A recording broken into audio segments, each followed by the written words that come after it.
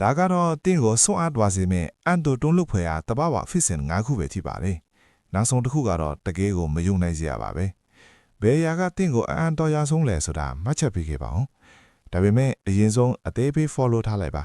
ဒါဆိုရင်ဒီတစ်ပတ်လုံးမှာမယုံနိုင်လောက်အောင်ကန်ကောင်းသွားပါလိမ့်မယ်စကားမပြောနိုင်လောက်အောင်မင်းသက်စေမဲ့တဘာဝဖြစ်စဉ်၅ခုတစ်အယောင်ပြောင်းလဲနေတဲ့တိမ်တိုင်မနာ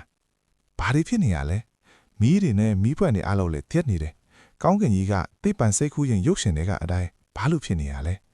ဒါကတော့လုံးဝပုံမှန်မဟုတ်ပါဘူးနှစ်နေခုနှစ်စင်းနေတစင်းတဲနေတဲ့လုံလောက်နေပါပြီဘာလို့ခုနှစ်စင်းတောင်ရှိနေရတာလဲဒါဟာကဘာပြတ်တော့မဲ့လက္ခဏာနဲ့တောင်တူနေပါတယ်သုံးနေချက်ချင်းနေခင်းကြောင်တောင်ကြီးမှာကောင်းကင်ကြီးကရွတ်တရက်ပိတ်သွားတယ်လို့မောင်းအတိကျသွားတာဟာတကယ်ကိုစိတ်မတန်မတာဖြစ်เสียပါပဲလေးသုံးထပ်တက်တန်နှုတ်ထပ်ကိုတော့မြင်ရခဲ့တာပါအခုကသုံးထပ်တောင်ဆိုတော့ဒါဟာတကယ်ကိုထူးခြားတဲ့အစိမ့်မြင့်မော်အတတစ်ခုလိုပါပဲငါလူသားပုံထဒန်တိမ်တိုင်ညာကောင်းကင်မော်မှာမတ်တော်ရနေတဲ့လူရိပ်လိုအရေးမယ်ရှိဟုတ်ပါတယ်ကျွန်တော်တော့တကယ်ကိုကြောက်เสียကောင်းတယ်လို့ခန်းစားနေရပြီ